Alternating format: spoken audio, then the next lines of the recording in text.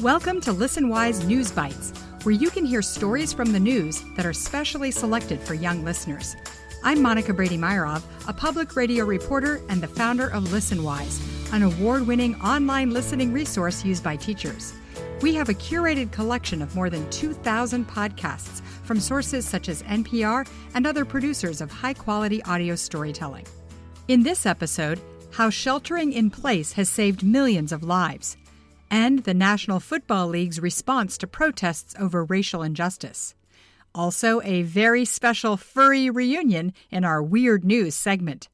First, a story about how stay-at-home orders have worked to slow the spread of the coronavirus. All right, New York State is starting to reopen after nearly 3 months of coronavirus lockdown. And according to 2 new papers published in the journal Nature, lockdowns really do work. NPR's Jason Beaubien reports that stay-at-home orders, bans on large gatherings, and business closures have saved millions of lives around the world. As the coronavirus started spreading around the world earlier this year, public health officials had few tools to combat it. There was no known medicine to treat it, no vaccine to prevent it, not enough tests to detect it. Once an outbreak got going, the virus was spreading like wildfire, with the number of infections in many places doubling nearly every 2 days. Unable to keep the coronavirus from jumping from one human to the next, public health officials decided to separate the humans. Our estimates showed that lockdown had a really dramatic effect in reducing transmission. That's Samir Bhatt from Imperial College London, who worked on one of the papers published in Nature. His team analyzed infection and death rates across 11 European nations through early May.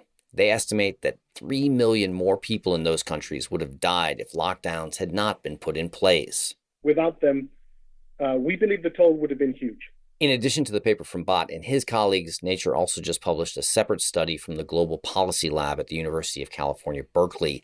That study analyzed lockdowns in China, South Korea, Iran, France, Italy, and the United States. It found that the lockdowns in those 6 countries averted 62 million cases. In the U.S., for example, there were 360,000 cases by early April. Without lockdowns and other interventions, the researchers at Berkeley calculate that the U.S. would have had 14 times that number by April 6th.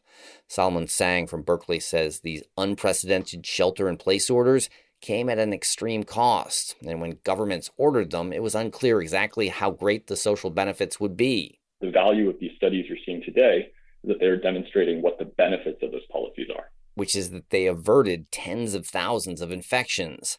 Both sets of researchers caution that even as lockdowns start to ease, COVID still poses a grave danger. The vast majority of people remain susceptible, and the virus could flare back up if left unchecked. We're not saying that the country needs to stay locked down forever, but it's a cost-benefit situation. Again, Samir Bhatt from Imperial College London. When you release lockdown and you go for milder interventions, yes, economic stability can return to some degree, but you then have to trade off the rise of infections that is possible. And so what we're saying is that some degree of intervention needs to be in place. Bhatt says this pandemic is far from over, and as much as people want to get back to normal, he cautions that people need to understand how much of a positive impact the lockdown measures have been having. As difficult as this year has been, Sang at Berkeley says this spring would have been much worse if so many people hadn't stayed home. Without these lockdown measures, Sang says the scale of the infections would have been, in his words, almost unimaginable. Jason Beaubien, NPR News. Staying at home has been really hard for me, and I'm sure it has been for you too. But this story makes me feel like it's helped save lives. Now that parks and businesses are opening up again, how are you thinking about protecting yourself from the virus?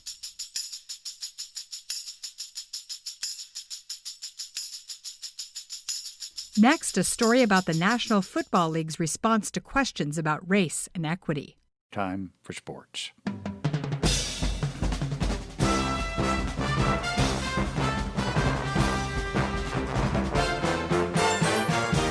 The NFL says it will observe Juneteenth as a company holiday. That's June 19th, which is celebrated as the effective end of slavery in the United States. This comes after a number of moves by the league to show it's responsive to questions about race and equity. And NASCAR says it'll ban the Confederate flag from events. We're joined now by Howard Bryant of ESPN. Howard, thanks so much for being with us. Good morning, Scott. How are you? I'm fine, thanks. How do you see all these sudden announcements from the NFL? We had last week Commissioner Goodell apologize for not listening to players earlier about racism, and now this acknowledgement of Juneteenth. Well, I'm very dubious about all of it because I do believe that Roger Goodell listened to players. He listened to a lot of people. He listened to the Players Coalition, the group that they formed to neutralize Colin Kaepernick. He listened to the white fan base that made it sound like kneeling was the end of the world. And he listened to the white players that were offended by it and the broadcasters as well. The one person he didn't listen to was the one person that the league banned, which was Colin Kaepernick, and it was also the one person whose name he did not mention in the middle of this supposed mea culpa. And I think what's really a real sort of problem for me when I think about this, Scott, is the NFL has been the most unambiguous corporation in America when it comes to kneeling and when it comes to this entire systematic problem of policing in this country over the last 4 years. We've seen this in terms of how they dealt with Colin Kaepernick. So it's very, very difficult for me to believe that you can be taken seriously when you won't even mention the name of the person who you banned. And that also we don't have the one thing that you really need from football, and that is you need the owners whom Roger Goodell works for to come out and say Colin Kaepernick is welcome to play in the NFL. None of them have said that. None of the owners have said anything about this new world. And you see the Houston Texans coach Bill O'Brien now saying that he's willing to kneel with the players.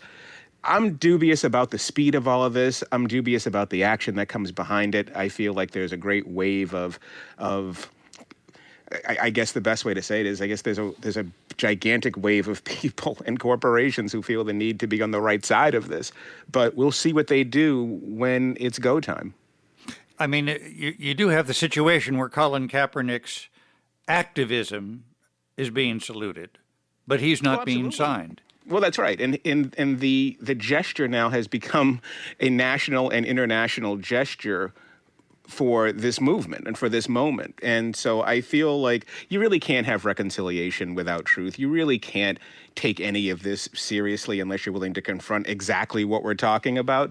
And the only way to do that is to get everybody in a room and to clean the slate. And the NFL is not willing to do that when it comes to him, which makes me think that what they're really doing is they're looking forward to dealing with the young players they have now, especially Patrick Mahomes, who signed on to this Super Bowl winning quarterback. Yeah. And instead, what they really want to do is they want to take the past and leave it behind. But as we all know, you can't do that. NASCAR banned the Confederate flag at races. Better after 70 years than never? Well, better late than never. And I think that you look at Bubba Wallace, the NASCAR driver who came out in support of this, obviously is biracial. He has been a star in certainly leading this. And also, I feel like there's, as angry as there's going to be in terms of backlash, there's a huge opportunity for NASCAR to really expand that sport. And Pierce Howard Bryant, thanks so much for being with us. Thank you. The reporter interviewed sounds like he really doubts the NFL is sincerely sorry for the way it treated quarterback Colin Kaepernick, and he thinks they should do more to welcome Kaepernick back into the NFL. What do you think? What role should sports teams play in the debate over race?